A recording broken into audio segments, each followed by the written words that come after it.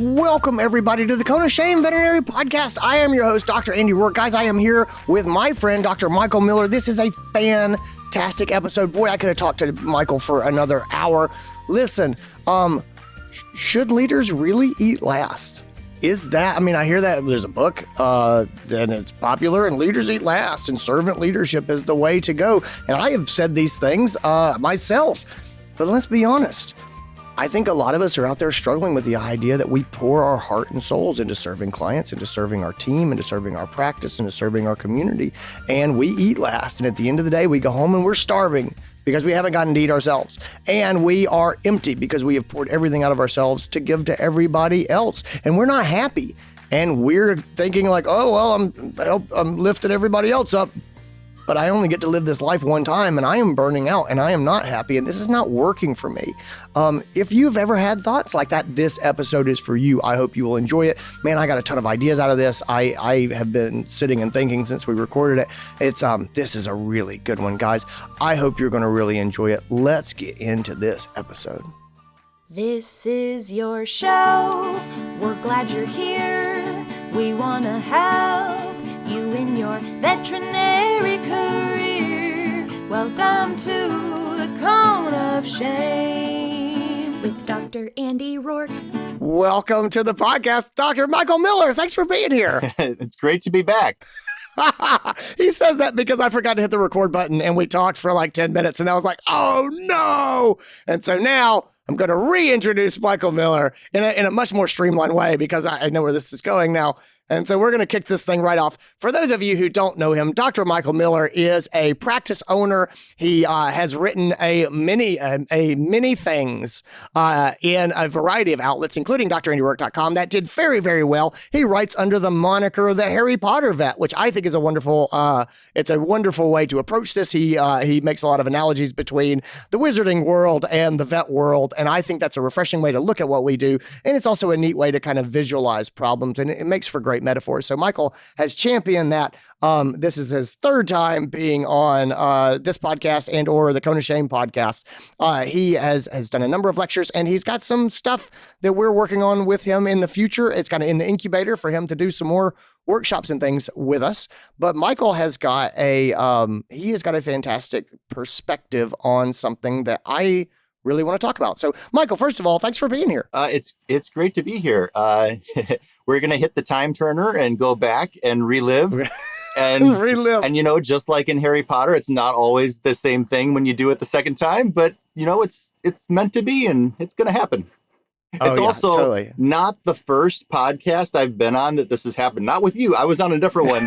So I'm good to go. This isn't, we're rolling with the imperfection. We're going to be fine. Yeah. All right. It's the second time, and I've done like 500 podcasts. This is the second time I forgot to hit record. And so the other time I had multiple guests and we recorded, we went for like an hour, and then I was like, oh no, this was like 10 minutes in. I feel much better about it than the last one. But hey, it's how we all make mistakes as human beings. All right. Let me lay this back down again, and I just want to talk about the reason that I was really excited to have you on. And it comes from a story, honestly, it's a story from yesterday. And so I talked yesterday with a veterinarian who I really like. I think the world of her. She is a practice owner. She runs a large vet hospital. And I just talking to her, and I was like, how are you doing? And she was like, I'm holding on. And I was like, well, what does that mean? And she told me the story. So here she is. She's a practice owner. They can't hire help in the kennel right now. They just can't find people. And so she's seeing appointments and doing surgeries and then running back to clean kennels and feed pets and do these things that need to get done in the kennel when people no-show or people call out sick or stuff like that. So she's working her full vet job. Plus she's a practice owner. Plus she's doing everything that she can to keep up the kennel. And she's got little kids at home. And so school is about to start. And so she and her spouse are running around and they're doing all of these things. And she had just gotten chewed out on the phone by an angry pet owner who's really mad because her pet was vaccinated for canine influenza while boarding.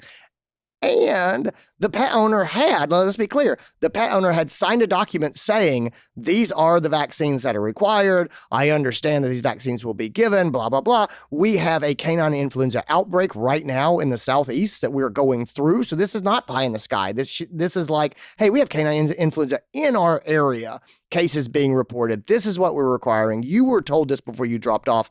And of course, the pet owner is screaming, using profanity, telling her that she's over vaccinating and blah, blah, blah.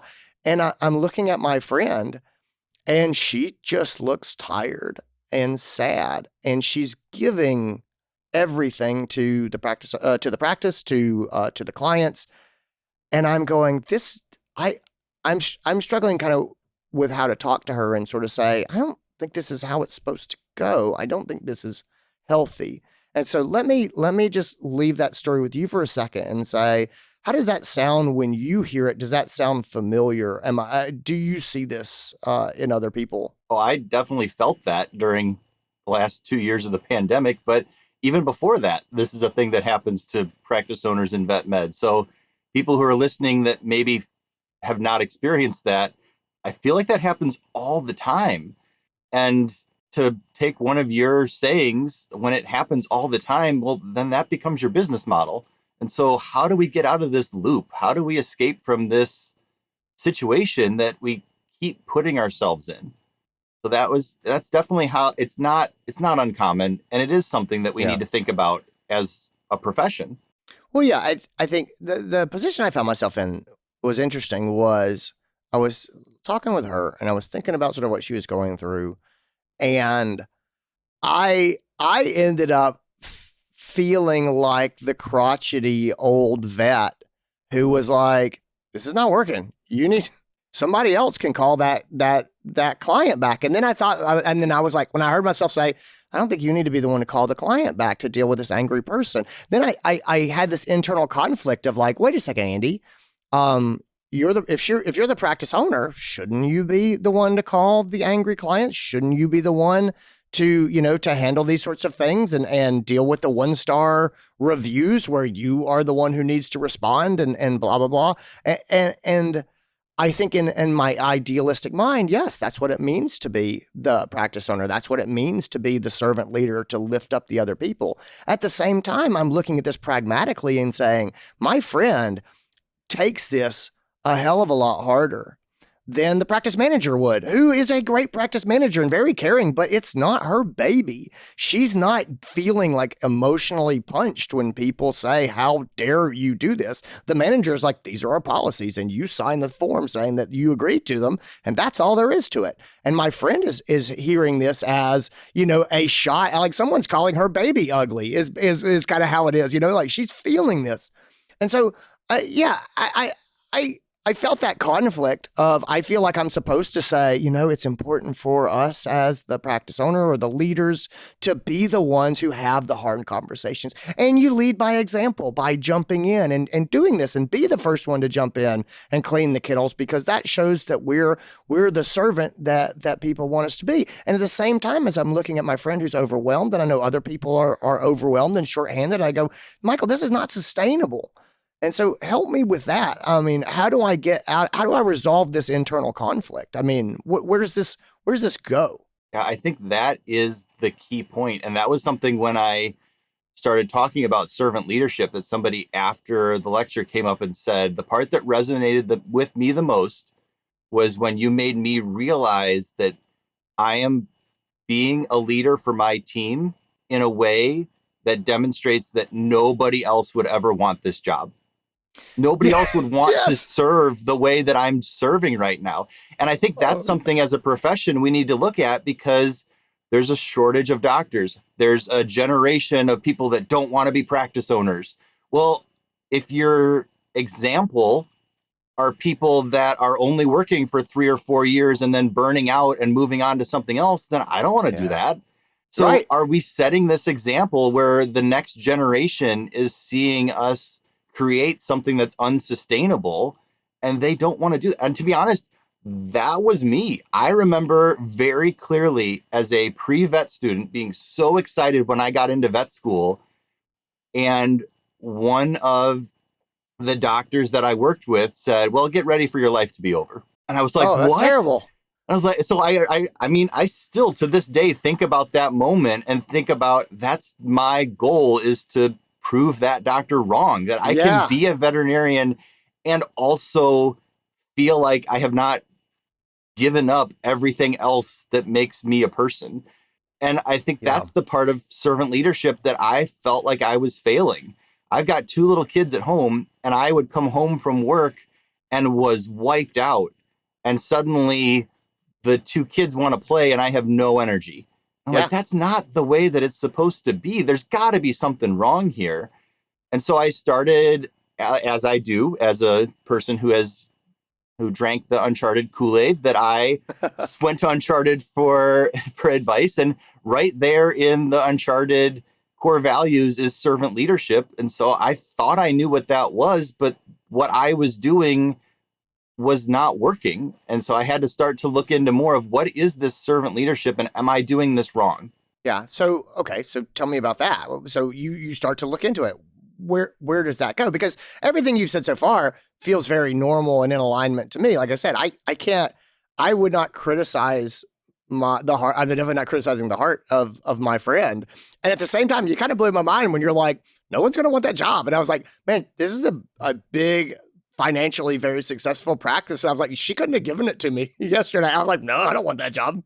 Like, yeah, that's exactly right. Okay, cool. So talk to me about sort of this epiphany. You know, you say, I'm tired, I'm burned out, I'm serving everyone to the point that I'm not happy and I don't have anything left to take care of my family and do the things that matter to me.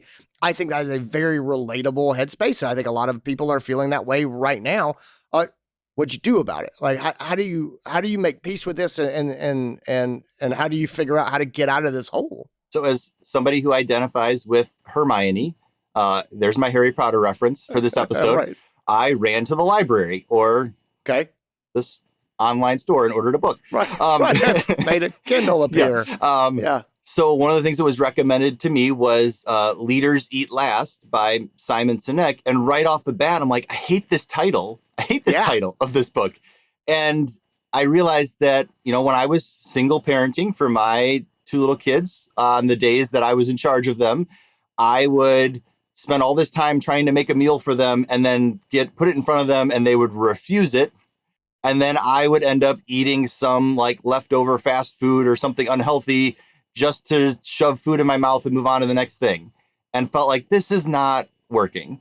And you feel demoralized too. Like, I mean, I'm right there with you. I cooked a lot of meals for little people who are like, they would say it's spicy. I'm like, it is not spicy.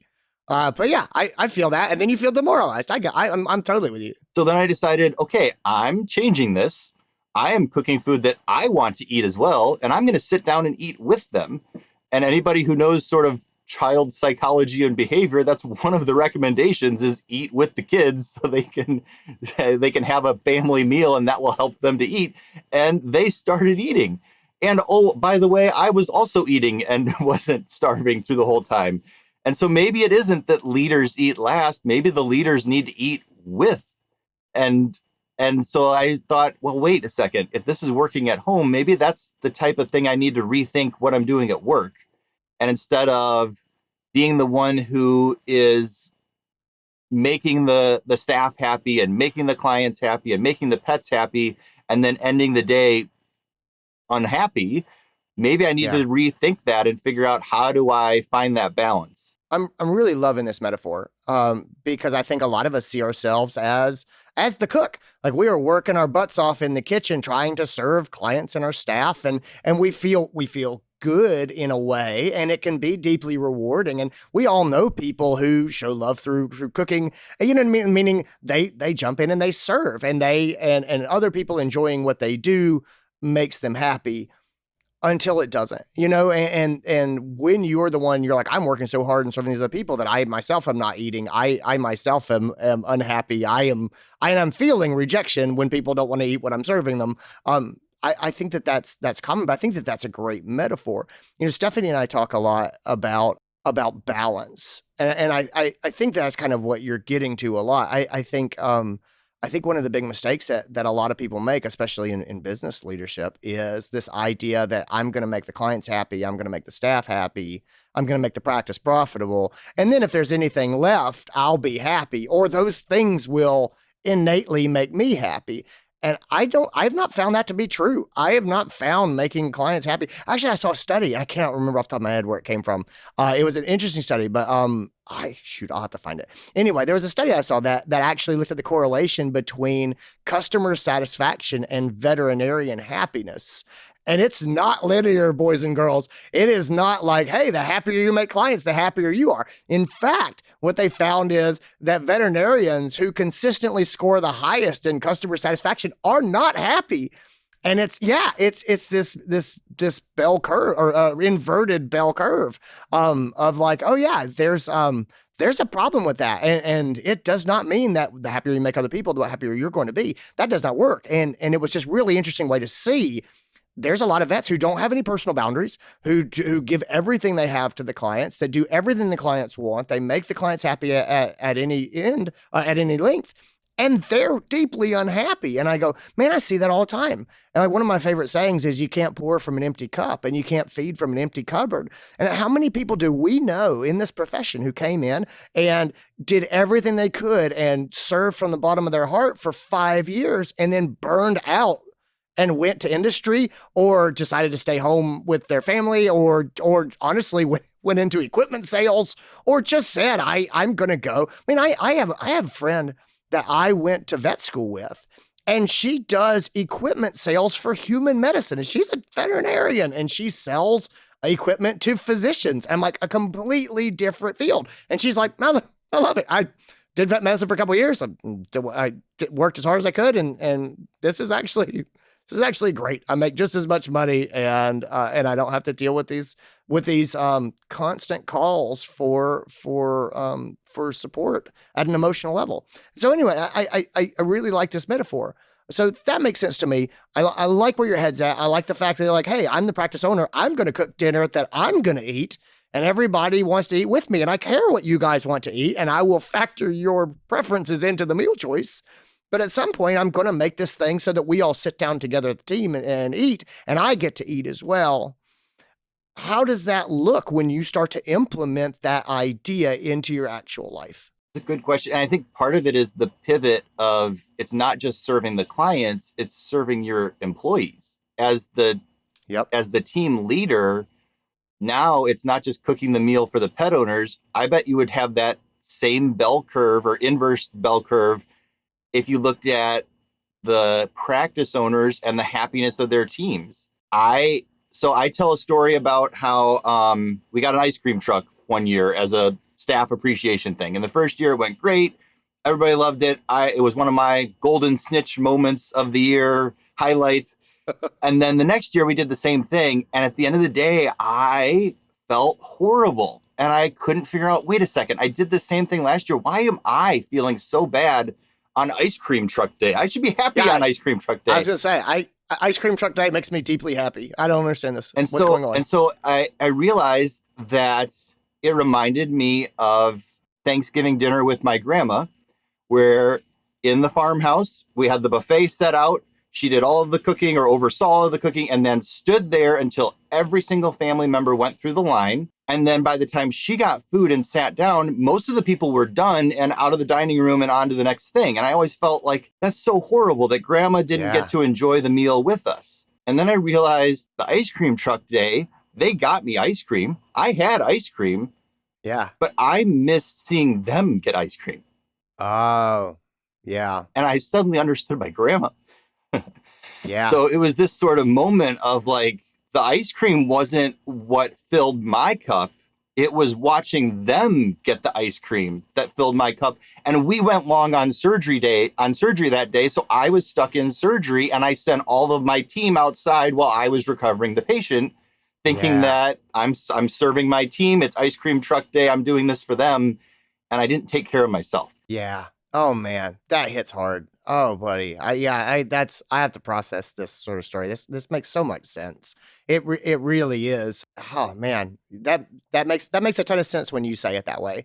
We can do great things and take care of the staff, but we got to feed ourselves, and being able to, creating a meaningful, purposeful place for other people to work sounds awesome, but it's got to be meaningful and purposeful for you as well. And creating a happy workplace where everyone around you is happy because you have sacrificed so much, but you're unhappy. That's not the goal. And so I really like this a lot.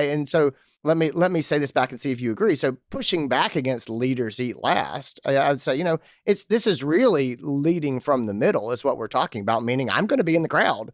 I'm going to go through the buffet line with everybody. We're going to figure out, first of all, how to move the buffet line along so that everybody gets to sit down and eat together. That's what we're going to do.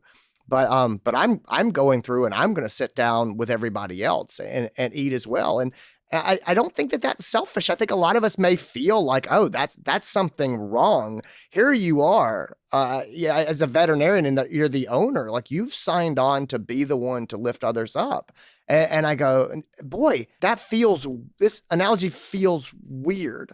But I do think, honestly, Michael, as you're saying this, I'm going, that's the answer to wellness in vet medicine and longevity in vet medicine, is that we need to be sitting down and making sure that everybody feels like they're a part of this thing we're trying to create, as opposed to being the practice owner who nobody wants that job. I'm really kind of enjoying sitting with this a bit. I'm going to have to keep working on it. So, okay. So I love that. So you did that. Did you talk to the team about it? Did you go back and say, hey guys, we're going to do this differently? Did you set up something different the next time you did the ice cream truck? Where did you go with this? What adjustments did you make? So the next year I made sure that we had a staff meeting scheduled. So we did not schedule surgery that day, and we had it as very clearly that everybody will be done and everybody will be having it. And actually, this last year, I had my wife bring my kids, so they came to the ice cream truck. Oh man, that's awesome! That's really fantastic. Okay, this is a simple thing. We're talking about the ice cream truck. It's not the ice cream truck that matters, right? Although I think more of us should be doing ice cream truck things. I'm very excited about the ice cream truck, but it was not as expensive as I thought it was going to be compared to like just a regular lunch. It was not that much more expensive. So just throwing that out there. Hey, I'm feeling this. This makes some sense. Although I will say, we also learned though that you don't have the ice cream truck come at the very beginning of lunch. You let them eat lunch first, and then you have the ice cream truck come, because we made that mistake the first year. Sure, because then they eat sweets and they don't want to eat their lunch, and then it's that whole thing again. No, but it's not about the ice cream, right? It's about the idea. It's the metaphor of making this thing happen so that we can all come together and enjoy this. And I think you take that, I'm not talking about team building things. I'm not talking about celebrations. I'm talking about practice itself, of saying, hey, I need to get what I need out of this. And I'm not talking about the fun stuff. I'm talking about the work stuff. I need to feel like I'm doing work that I'm proud of. I need to feel like my bucket is getting filled up, and that I am doing the things I got into this profession to do. And there's always balances, right? This does not mean I'm putting myself first and I'm going to be happy and the rest of you peons are not, because that's like grandma cooking Thanksgiving dinner and then eating it by herself and be like, oh yeah, and leaving. Like, grandma gets and drives away and she's like, that's the best meal I ever had. And everyone else eats cold food. It's not that. It's 100% about saying, I want to be a part of this positive work experience that we're creating. And if I'm creating a positive work experience that is not positive for me, that I am resentful of, that I don't like, that's burning me out, then that's not success. And I don't care what Simon Sinek says. Yep.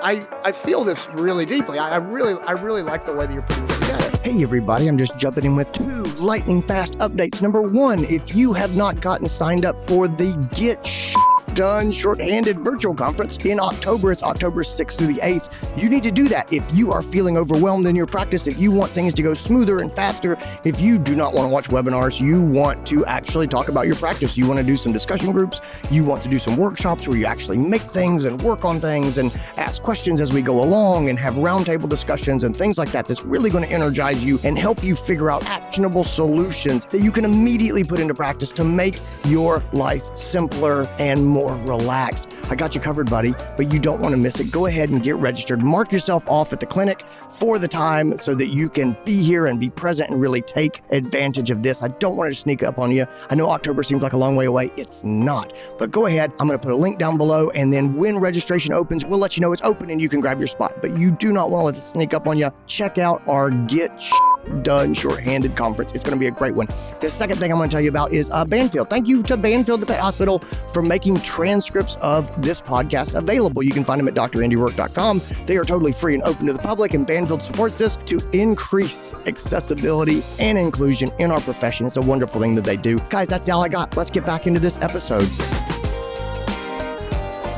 So, does the team notice when you're doing things like this? Do they understand why? Is there a reaction from them when you make these sorts of changes? What does that look like? It's a good question, and I'll be completely honest right now. I do not have it figured out. I am constantly figuring this out. You like an analogy about a spiral staircase? Like you reach the landing, and the next year the ice cream truck comes, and there's a whole new thing I didn't think about that we have to deal with. And that's part of the freedom of it, is realizing that I'm probably never going to get it exactly perfect. And by the time I do, things are going to change. And and keep evolving with that, because that's the other that's the veterinarian pressure. Did I get 100% on that test? I know it in that moment of time. You give people that same test 5 years later, and half of those answers are wrong now. Yeah. and so trying to apply that to leadership. And when I went into my sort of evaluation of servant leadership, I was looking back at servant leadership over time. And the one that was the most impactful for me was something from 1970, which was the original work. And when I looked at that compared to, then there was one that was 10 characteristics in the 90s. And then in the 2000s, there was something about 7 pillars of servant leadership. Yeah. And there were things from the initial work that started to drop away. And one of them was self-care. Self-care is in the initial stuff for servant leadership, but in those later works, that's not spelled out explicitly. Like you can read between the lines and find it, but if you're doing the Cliff Notes version of the servant leadership work from when I was trained in leadership and sort of gaining my skills to be a leader, that's not there. And it's also, then looking back, it's reflected a little bit in pop culture too. So, the first thing I went to was Harry Potter. And spoiler alert, if you haven't read Harry Potter, spoiler alert, hit the ahead 15 seconds, whatever. A lot of leaders die in Harry Potter. Yes. And I love my team, but I do not love my team that much.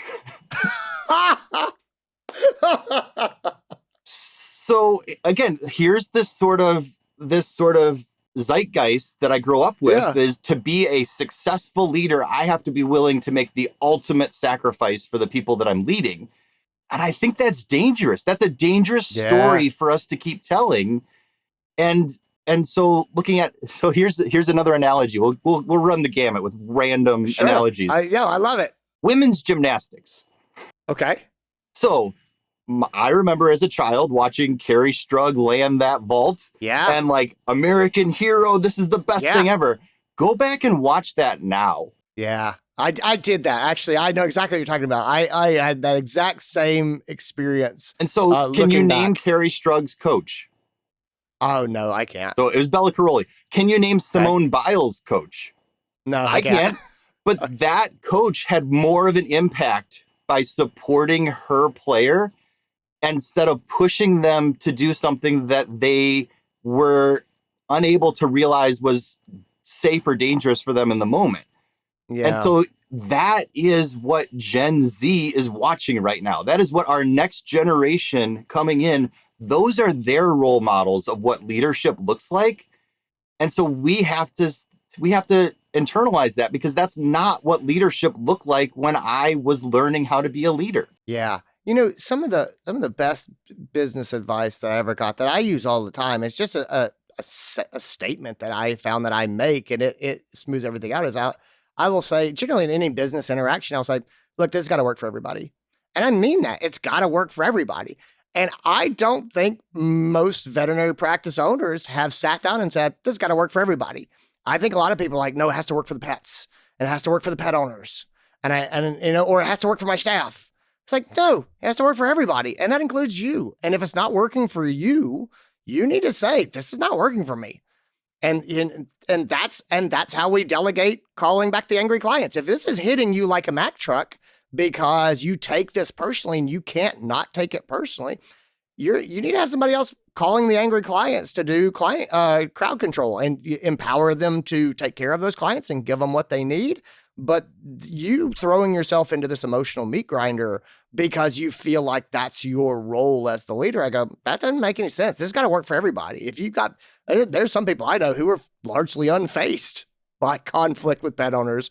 I would much rather have those people do those conversations. And granted, if you talk to one angry client a month or a quarter, then maybe you suck it up and you do it. But if you have a big hospital and you're dealing with customer service stuff all the time and it's taking a toll on you, you need to find somebody who's got thicker skin than you do and empower them to do the job. And that's not failure. That's not failure as a servant leader. That's you making a business that works for everybody, because the clients still get taken care of. That's the thing. You've got to make sure you empower the person so the clients also get taken care of. And you can make sure that you get the right person so that you're not put someone in there who's feeling it just as badly as you are. It needs to be someone who's more comfortable with these types of conversations, or can shrug them off, or honestly, just someone who's not the practice owner is going to be less likely to take this personally than the practice owner who feels it deeply. And so I'm really loving this idea of like, this has got to work for everybody. And I think that maybe that should be the normal. But it's funny. It's contrary to the vet culture, right? The vet culture has always been James Harriet goes out and saves the day and makes it happen. James Harriet is not like, oh, it's got to work for everybody. But James Harriet didn't live in a world. Well, first of all, he didn't have a 10 vet practice and a bunch of other people to juggle. He didn't have the population density that most of us have right now. He didn't have a cell phone where people could text him all the time. He didn't have social media where local groups are saying things about your business 24/7, 365, regardless of what you try to do to make people happy. He didn't have Google reviews where you get a 1-star review from someone who's reviewing the wrong vet clinic, for God's sakes. And, he didn't have any of that stuff to deal with. And I go, well, yeah, when you had one landline and no answering machine, then you can just kind of throw down and do what you can do, because ultimately you're going to be able to handle it. We don't live in a world where people can throw down and just handle everything coming at them anymore. It's a different world, and we're playing a different game, and medicine is different. And now it's time to shift that mentality from I am a sacrifice that I'll put forward to the world to it's got to work for everybody. So I just read a book that I'm going to hold off on telling you the title of the book until the end, because it's going to blow your mind.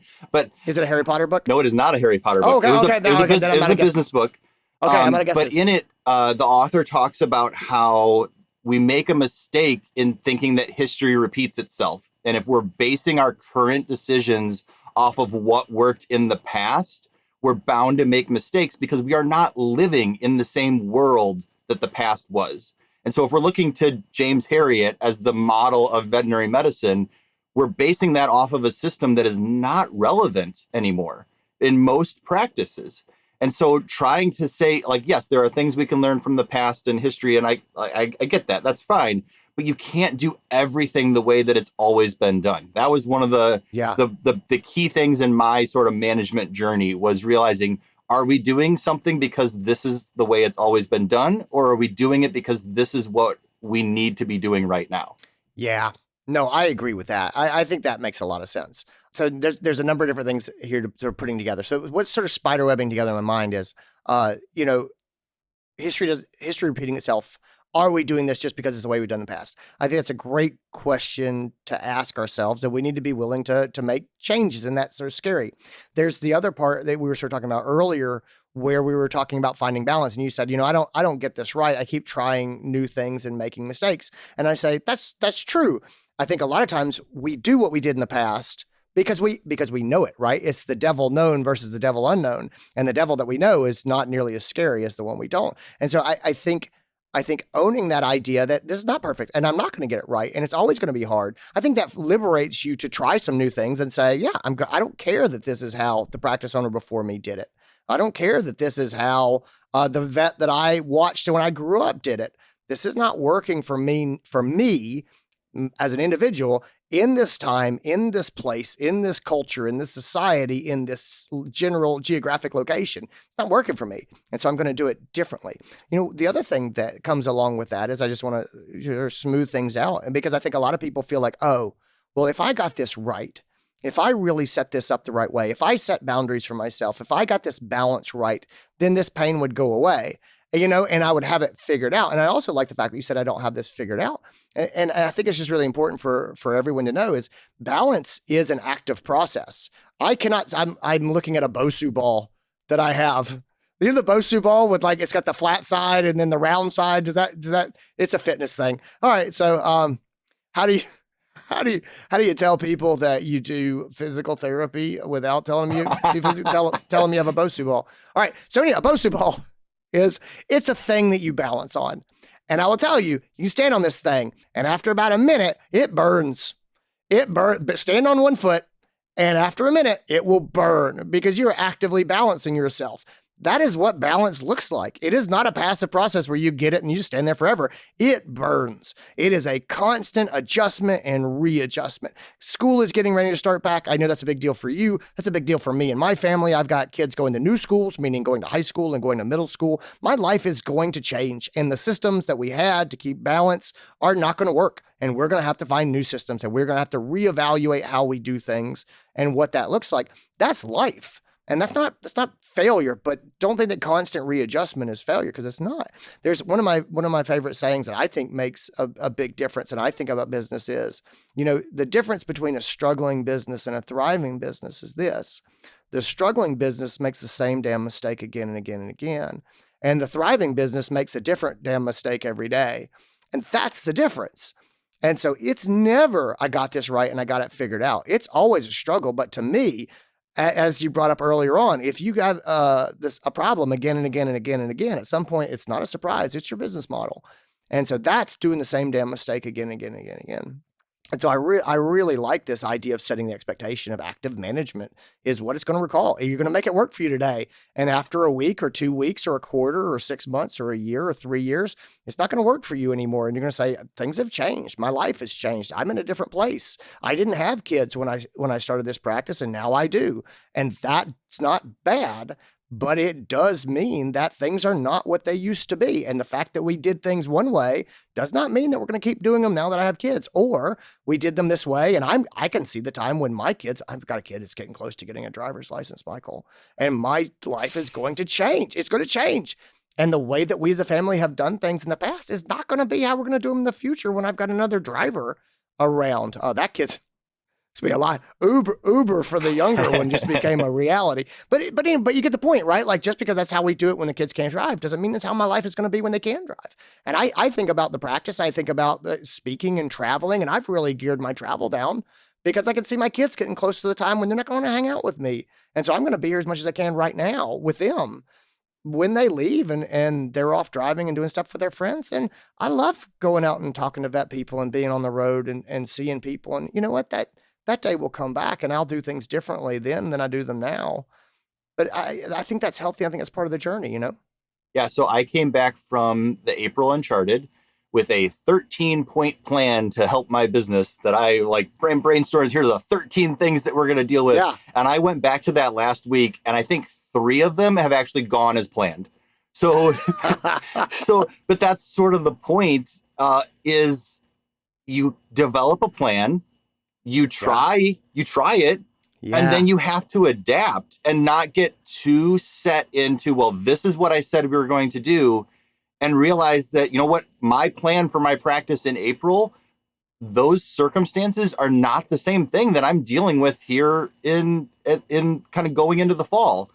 And so some of those initiatives and things, it's not that I'm throwing it away, but I'm definitely adjusting it. I'm not trying to force the shoe to fit when the foot has changed. I don't know why I picked that analogy. That's weird. That's you're nailing it. Great analogy. I guess maybe as a toddler, the toddler's getting bigger feet. I guess that makes sense now. Okay, yeah, maybe so. I let's not think too deeply about it. Okay, well, one of my epiphanies was pandemic inspired that I have kept since then is I have really come to the belief that planning is absolutely vital, and plans are basically useless. and I've just found that to be true again and again and again and again, is that you make these plans and the world changes and you have so little control in the world, and people don't realize that.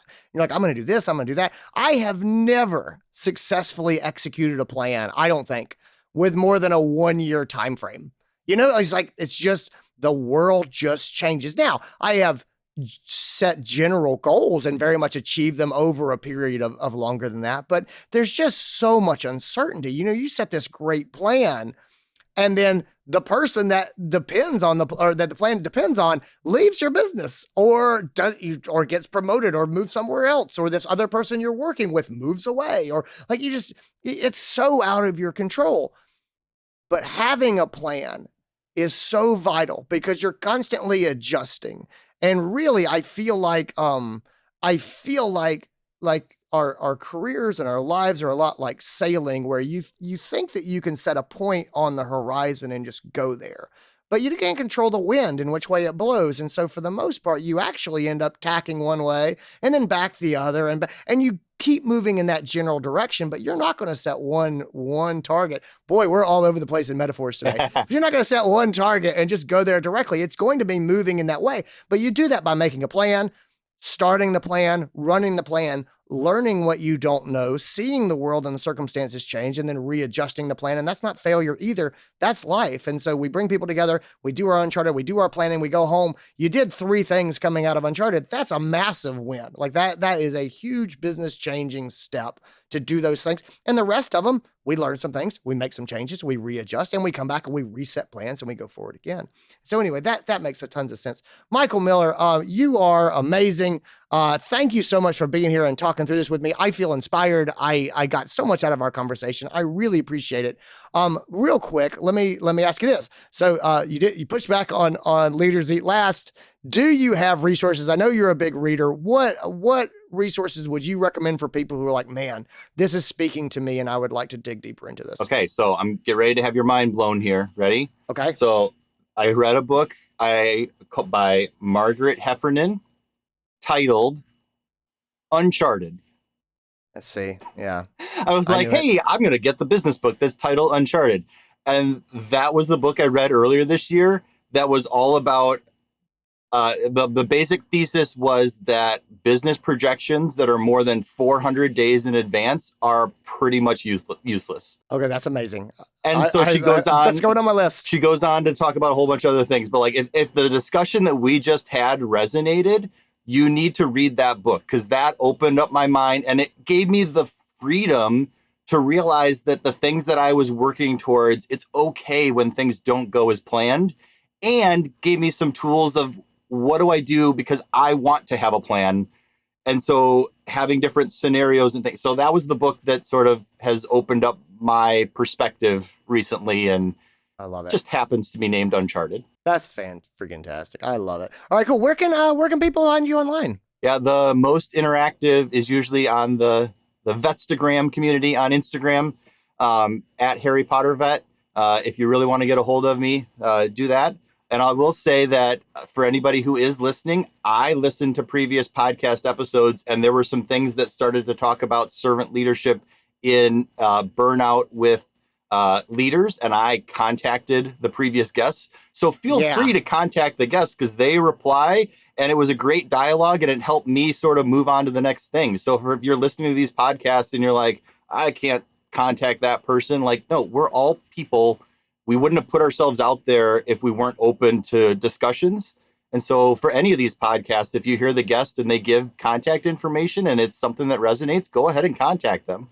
Yeah. Okay. I wasn't going to touch on this, but now I will. Okay. You beefed with one of the guests that I had on my other podcasts. Do you want to explain what your beef was? Very quick. It was not a beef. It was a question. It sounded like a beef. It was not a beef. It was a chicken.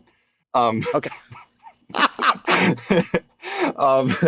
So you had Dr. Clinton Neal on, and it was Cone of Shame episode 120, the economic toll of burnout in vet med. And he made a comment about how practice owners do not feel the same level of burnout as the rest of the support staff. And that was that was like moment of like, that is dissonance. That does not make sense with what I'm hearing. Yeah. So I emailed him and I said, hey, I'm working on this servant leadership stuff. I'm interested in this comment that you made. And he said, well, it comes down to the definition of burnout. When they looked at the studies, they defined burnout as leaving that job. And the practice owners have more barrier to leaving that job. Yeah. And so maybe it's semantics. Like in my mind, kind of back to servant leadership. In my mind, what I was calling burnout wouldn't have been classified as burnout, but it didn't feel like it was wellness. Right. So some of this is maybe we need to kind of think about the words that we're using and how it applies, because how it's perceived may be different than what the sort of academic definition of that word actually is. This has been one of the most intellectually stimulating conversations I've had in a long time, which is saying a lot because I have a lot of great conversations. But yeah, I love it. Thanks for bringing that up. Thanks for talking about it. Because I tell you, I have 100% been burned out. A number of years ago, I had a serious bout of burnout. I did not leave my job, and if that's the criteria for burnout, then I didn't burn out. But I tell you, boy, it felt 1 star, would not recommend. But yeah, okay. Awesome. Thanks, Michael. Guys, take care of yourselves. Everybody be well. We'll talk to you later on. Bye. And that is what we got. Guys, I hope you enjoyed it. I hope you got something out of it. I could have talked to Michael for another hour or so. Gang, if you are thinking about how we're going to update our practice, are there ways that we do things that I would like to do them differently? I'd love to help you out if I can. Check out the Uncharted community where we work on this stuff all the time. If part of your doing things differently is empowering your staff to do more with clients and do more client communication, check out my training programs over at DrAndyRoark.com. I've got Charming the Angry Client and I've got Exam Room Communication Toolkit. They are both fan-freaking-tastic for getting your clinic up and trained to be effective working with angry clients and not angry clients. But boy, I put my heart and soul into them. I think that they're really, really good. The feedback on both of the classes has been amazing, but pick one and you can use it with your team, and maybe I can help you get people trained up so that they can take things off of your plate. Anyway, guys, that's all I got. Have a wonderful, wonderful rest of your week. Be well. I will talk to you next week.